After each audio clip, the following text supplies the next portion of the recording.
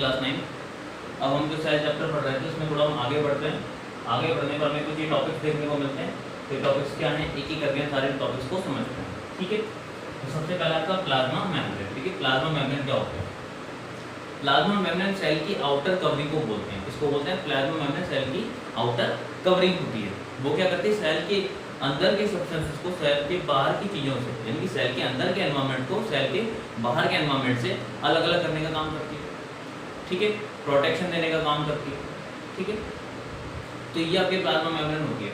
Plasma membrane आपकी semi permeable membrane के तरीके से भी काम करती है। सेमी परमेबल मेम्ब्रेन क्या होता है देखिए, सेमी परमेबल मेम्ब्रेन समझने के लिए प्लाज्मा मेम्ब्रेन की स्ट्रक्चर अगर आप देखें थोड़ा जूम करके माइक्रोस्कोप में, तो आपको उसमें बहुत छोटे छोटे माइन्यूट होल दिखाई देंगे, छोटे छोटे छेद दिखाई देंगे। वो छोटे छोटे जो होल क्या करते हैं, पार्टिकल्स को उनके साइज के अकॉर्डिंग, ठीक है, पार्टिकल्स को उनके साइज के अकॉर्डिंग सेल के अंदर आने देंगे, सेल से बाहर जाने देंगे। तो ये काम आपका होता है प्लाज्मा मेम्ब्रेन का। ठीक है, दूसरा वर्ड आता है आपका सेल वॉल। देखिए सेल वॉल क्या होती है, सेल वॉल जो होती है केवल और केवल प्लांट सेल में पाई जाती है, जबकि प्लाज्मा मेम्ब्रेन प्लांट सेल में भी होती है और एनिमल सेल में भी होती है। लेकिन सेल वॉल केवल और केवल आपकी प्लांट सेल के अंदर देखने को मिलती है। सेल वॉल क्या होती है, थोड़ी टफ स्ट्रक्चर होती है, रिजिड होती है, हार्ड आउटर कवरिंग होती है, जो कि प्लांट सेल को बचाने का काम करती है। ये सेल्यूलोज से मिलकर बनी होती है। किससे मिलकर बनी है? सेल्यूलोज से, इसलिए थोड़ी ये हार्ड होती है। ठीक है, अब एक टर्म है डिफ्यूजन। डिफ्यूजन एक सेल का पार्ट नहीं है बल्कि एक प्रोसेस है। डिफ्यूजन में क्या होता है, सब्सटेंस का मूवमेंट होता है, यानी सब्सटेंस मूव करते हैं एक जगह से दूसरी जगह पर, यानी कि यहाँ से वहाँ जाना। ठीक है, तो सेल के अंदर जो चीज़ें आती है वो डिफ्यूजन प्रोसेस के थ्रू आती हैं।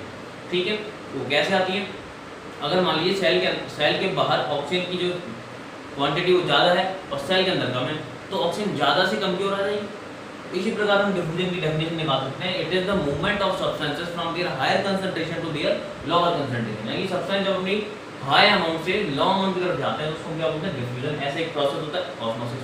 ठीक है, ये डिफ्यूजन और ऑस्मोसिस प्रोसेस दोनों क्या करते हैं, दोनों की डेफिनेशन सेम है। ये क्या करते हैं, सेल को नरिशमेंट दिलाने के काम करते हैं। एक्वेटिक एनिमल जो ऑक्सीजन पानी के अंदर घुली हुई ऑक्सीजन है वो ऑस्मोसिस प्रोसेस के थ्रू लेते हैं, और ऑस्मोसिस में भी होता है हायर कंसंट्रेशन से लोअर कंसंट्रेशन तक।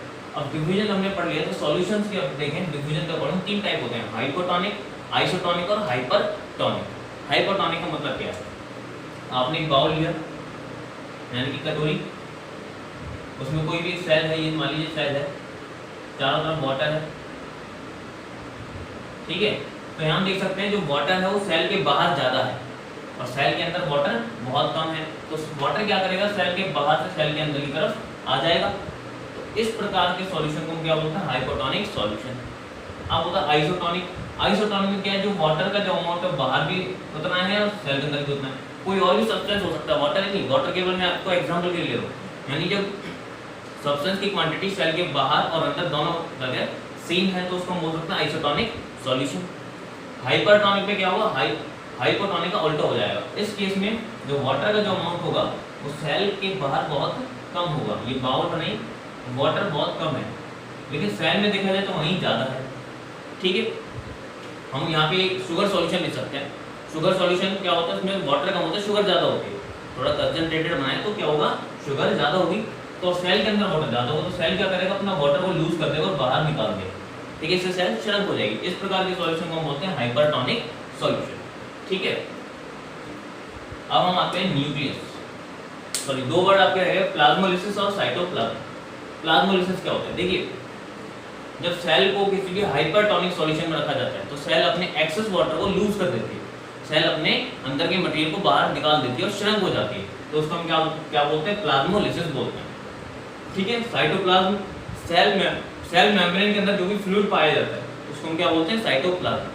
ठीक है, सेल के ऑर्गेनल्स को छोड़ दीजिए, सेल के अंदर जो पार्ट्स हैं उनको छोड़ दो, उसके अलावा जो लिक्विड वाला जो पोर्शन है वो सारा का सारा क्या है, साइटोप्लाज्म होता है। ठीक है, अब हम आते हैं न्यूक्लियस के ऊपर। देखिए न्यूक्लियस क्या होता है, कल मैंने आपको डायग्राम बना के दिखाया था सेल वॉल का, प्लांट सेल का और एनिमल सेल का। तो उसमें मैंने बीच में एक डार्क सा पोर्शन बनाया था जिसको हम बोलते हैं न्यूक्लियस।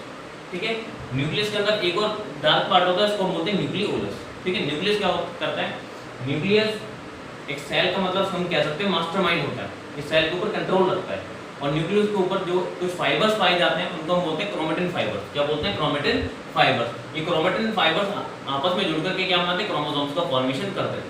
और यहीं पर ही डीएनए और आरएनए पाए जाते हैं। क्रोमोसोम्स पर क्या पाए जाते हैं? डीएनए आरएनए भी पाए जाते हैं, जीन्स भी यहीं होते हैं न्यूक्लियस के पास ही सारे के सारे। और ये क्या करते हैं? इनहेरिटेंस में काम आते हैं, पेरेंटल कैरेक्टर्स को उनकी जनरेशन में लेके जाने का काम करते हैं। अब है गोल्जी बॉडीज। ठीक है, गोल्जी बॉडीज क्या होती है? गोल्जी बॉडीज मैंने आपको कल बनाया था, जैसे आपने केले का कोई गुच्छा देखा होगा, इस प्रकार से होता है, एक के ऊपर एक ऐसे स्टैक्स होते हैं। ठीक है, गोल्जी बॉडीज मेनली क्या करते हैं? जो एंडोप्लाज्मिक रेटिकुलम है, यहाँ से जो फैट्स और प्रोटीन को डिस्पैच किया जाता है, ये उनको स्टोर करने का काम करते हैं। ठीक है, और ये जो सेल के अंदर जो प्रोटीन और फैट्स बन रहे हैं, ये क्या करते हैं? प्लाज्मा मेम्ब्रेन को बनाने का काम करते हैं, इसको एंकरिंग प्रोवाइड करते हैं, तो सपोर्ट प्रोवाइड करते हैं। ये स्टोर कहाँ रहते हैं? गोल्जी बॉडीज के बाद स्टोर रहते हैं। कैमिलो गोल्जी ने इसकी डिस्कवरी की थी। अब है माइटोकॉन्ड्रिया। माइटोकॉन्ड्रिया को power house of the cell भी बोलते हैं, पावर हाउस ऑफ सेल। ठीक है, अगर आपको पूछे what is the power house of cell, तो आप बोलेंगे माइटोकॉन्ड्रिया। इसके अंदर जो एनर्जी होती है वो एडीपी की फॉर्म में होती है पहले तो, यानी कि एडेनोसिन डाइफॉस्फेट के फॉर्म में होती है। जब इसमें एक और फॉस्फेट मॉलिक्यूल जुड़ जाता है तो ये बना लेता है एटीपी, एडेनोसिन ट्राइफॉस्फेट बना लेता है। तो अगर आपसे पूछे माइटोकॉन्ड्रिया के अंदर, जिसको power house of the cell बोलते हैं, एनर्जी कौन सी फॉर्म में होता है, तो आप बताएंगे एटीपी की फॉर्म में। और एटीपी बनता कैसे? एडेनोसिन डाइफॉस्फेट में एक और मॉलिक्यूल जब फॉस्फेट का जुड़ जाएगा तो ट्राइफॉस्फेट बन जाएगा। ठीक है, और इसको हम ऐसे बोल सकते हैं, ATP is the currency of energy of mitochondria और द सेल। ठीक, आगे बाकी डिटेल्स आप किताब में से पढ़ सकते हैं, आपको मेन बात बता के दे रहा हूँ। अब है एंडोप्लाज्मिक रेटिकुलम। एंडोप्लाज्मिक जो रेटिकुलम है, इसके 2 टाइप्स होते हैं।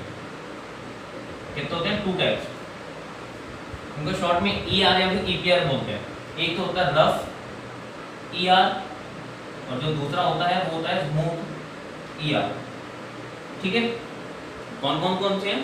Endoplasmic reticulum type, rough endoplasmic reticulum और स्मूथ एंडोप्लाज्मिक रेटिकुलम। रफ क्यों बोलते हैं इसको? क्योंकि इनके ऊपर राइबोसोम पाए जाते हैं। इसको क्यों बोलते हैं रफ? क्योंकि इसके ऊपर राइबोसोम पाए जाते हैं। कुछ दाने जैसी स्ट्रक्चर्स होती हैं। अगर आप सेल के अंदर न्यूक्लियस के चारों तरफ देखेंगे तो आपको एंडोप्लाज्मिक रेटिकुलम दिखेंगे डायग्राम में, और कुछ ऐसे दिखते हैं जिनके ऊपर दाने होते हैं, तो उनको हम बोलते हैं रफ एंडोप्लाज्मिक रेटिकुलम। ये राइबोसोम क्या करते हैं? सेल के अंदर प्रोटीन सिंथेसाइज करने का काम करते हैं। अगर आपसे क्वेश्चन पूछा जाए what is the site of protein synthesize in the cell, तो आप बताएंगे एंडोप्लाज्मिक रेटिकुलम, उसका भी रफ एंडोप्लाज्मिक रेटिकुलम। ठीक है, दूसरा आपको होता है स्मूथ एंडोप्लाज्मिक रेटिकुलम। ये स्मूथ क्यों है? क्योंकि इस पर ये राइबोसोम नहीं पाए जाते, तो आपको स्मूथ दिखाई देते हैं, इसलिए हम इसको क्या बोलते हैं? स्मूथ। और ये फैट्स का फॉर्मेशन करने का काम करते हैं, फैट्स या फिर लिपिड्स बनाते हैं। क्या बनाते हैं? फैट्स या फिर लिपिड्स बनाने का काम करते हैं। ठीक है, ये हुआ अपना। आगे बढ़ते हैं। एंडोप्लाज्मिक रेटिकुलम में ये भी ध्यान दीजिए, जो राइबोसोम से प्रोटीन बना, यहाँ से फैट्स बना, यही जाकर के कहाँ स्टोर हो जाते हैं? आपके गोल्जी बॉडीज के पास। ठीक है, और ये जो दोनों चीजें हैं आपकी प्लाज्मा मेम्ब्रेन को बनाने का काम भी करते हैं। ठीक है, ये यहाँ से डिस्पैच करते हैं, गोल्जी बॉडीज के पास स्टोर हो जाते हैं, एक फ्रेमवर्क बनाते हैं पूरा सेल का, प्रोटीन का और फैट्स का। अब हम आ जाते हैं प्लास्टिड पे। अब देखिए, प्लास्टिड केवल और केवल प्लांट सेल के अंदर पाए जाते हैं, एनिमल सेल में बिल्कुल नहीं पाए जाते। प्लास्टिड 2 तरह के होते हैं, एक होता है क्रोमोप्लास्ट और एक होता है ल्यूकोप्लास्ट। ठीक है, क्रोमोप्लास्ट तो वो होते हैं जो कलरफुल होते हैं, ल्यूकोप्लास्ट जो कलरलेस होते हैं, है ना। अगर कोई भी चीज साइंस में कलरलेस है तो इसका मतलब वो कैसी है? व्हाइट है। ठीक है, व्हाइट तब होगी कोई भी चीज जब उसका कलर हम बाहर निकाल देंगे। तो ल्यूकोप्लास्ट होते हैं व्हाइट में, व्हाइट कलर से, और क्रोमोप्लास्ट होते हैं ग्रीन कलर के। ग्रीन कलर के जितने भी प्लांट्स हैं सबके अंदर क्रोमोप्लास्ट ही पाया जाता है, आप जानते हैं। और क्रोमोप्लास्ट में क्या होता है? क्लोरोफिल होता है, जो कि फोटोसिंथेसिस करने का काम करता है। या छोटी क्लासेस पढ़ते आ रहे हैं, उसमें ग्रेनम नाम की स्ट्रक्चर होती है जो एनर्जी को स्टोर करती है, सनलाइट से आने वाली एनर्जी को। तो अभी छोटी क्लासेस में पढ़ते थे, तो उसके बारे में ज़्यादा डिटेल में नहीं जाएंगे। अब हम बात करते हैं वैक्यूल्स की। देखिए, वैक्यूल्स क्या होते हैं? ये केवल और केवल प्लांट सेल में पाए जाते हैं। अगर ये एनिमल सेल में पाए जाएंगे तो बहुत छोटे होंगे और या फिर नहीं होंगे। मैं तो यही मान के करता हूँ कि ये उसमें ना के बराबर होते हैं एनिमल सेल में, लेकिन प्लांट सेल में बहुत बड़े होते हैं और कम से कम 50 से लेकर के 90% तक का जो पोर्शन है ऑक्यूपाई कर लेते हैं कहाँ? प्लांट सेल के अंदर। ठीक है, यदि क्या करते हैं, जो प्लांट सेल का जो फूड जो प्रोडक्ट बन रहा है, क्या बन रहा है? प्लांट सेल का फूड प्रोडक्ट, ये उसको स्टोर करने का काम करते हैं, क्योंकि बहुत बड़ा गैप होता है, तो उसके अंदर गैप के अंदर कुछ ना कुछ तो आएगा। तो प्लांट सेल का फूड प्रोडक्ट कहाँ पे आ जाता है? वैक्यूल्स के अंदर आ जाता है। ठीक है, अब लास्ट हमारा जो टॉपिक है इस चैप्टर का वो है सेल डिवीजन। देखिए, सेल डिवीजन होता क्या है? सेल का डिवाइड होना। जब कोई सेल डिवाइड होती है, मान लीजिए कोई सेल है, जब वो डिवाइड होती है तो ये आधे पोर्शन को लेके जाती है, आधा न्यूक्लियस इधर और आधा न्यूक्लियस उधर, टोटल 2 सेल बन जाती हैं। तो सेल के अंदर जो 2 प्रकार के डिवीजन पाए जाते हैं, एक तो माइटोसिस और एक मियोसिस। ठीक है, माइटोसिस सोमेटिक सेल्स यानी कि बॉडी सेल्स में आपको देखने को मिलता है, मियोसिस आपको सेक्स सेल्स में देखने को मिलता है, स्पर्म्स और एग सेल में। मेल में तो स्पर्म्स में देखने को मिला और फीमेल में एग सेल्स में देखने को मिलता है। तो हम कह सकते हैं mitosis occurs only in the body cells and the meiosis occurs only in the sex cells like sperm और एग सेल्स। अब माइटोसिस में क्या होता है, एक सेल डिवाइड होकर के टोटल 2 सेल बनाती है। कितनी बनाती है? टोटल 2 सेल बनाती है और इसमें नंबर ऑफ क्रोमोसोम सेम होता है। अगर यहाँ पे 4 क्रोमोसोम है तो यहाँ भी आपको 4 ही देखने को मिलेंगे दोनों में। लेकिन मियोसिस में ऐसा नहीं है, मियोसिस में एक सेल डिवाइड होकर के 2 बनाएंगे, 2 से टोटल 4 बनते हैं। तो मियोसिस टोटल कितने सेल्स का फॉर्मेशन करता है? 4 सेल्स का फॉर्मेशन करता है और हर सेल में मेन सेल का जो आपके पेरेंटल सेल है उसके क्रोमोसोम का नंबर हाफ हो जाएगा। अगर यहाँ 4 है तो यहाँ भी 2 2 2 2 2 2 2। ठीक है, तो मियोसिस में क्रोमोसोम्स का नंबर क्या हो जाता है? हाफ हो जाता है। तो इस प्रकार आपका ये चैप्टर पूरा कंप्लीट हो चुका है। अगर इससे रिलेटेड कोई क्वेश्चन है आप पूछें और बैक क्वेश्चन को आपको सॉल्व करें। अगर आपको नहीं आ रहे हैं तो आप वीडियो में कमेंट बॉक्स पे डालें, अगर व्हाट्सएप पे आप मैसेज करके ग्रुप में आप बता सकते हैं तो आपको वहाँ पे सॉल्यूशन इनका दे दिया जाएगा। आप इस चैप्टर की जो प्रैक्टिस करें वो डायग्राम बनाकर करके, बिना डायग्राम के आपको समझ में नहीं आने वाला। आप डायग्राम बनाएंगे तो आपको पार्ट्स लिखने पड़ेंगे, जब आप पार्ट लिखेंगे तो आपको ये सारी चीजें याद आएंगी। Thank you class.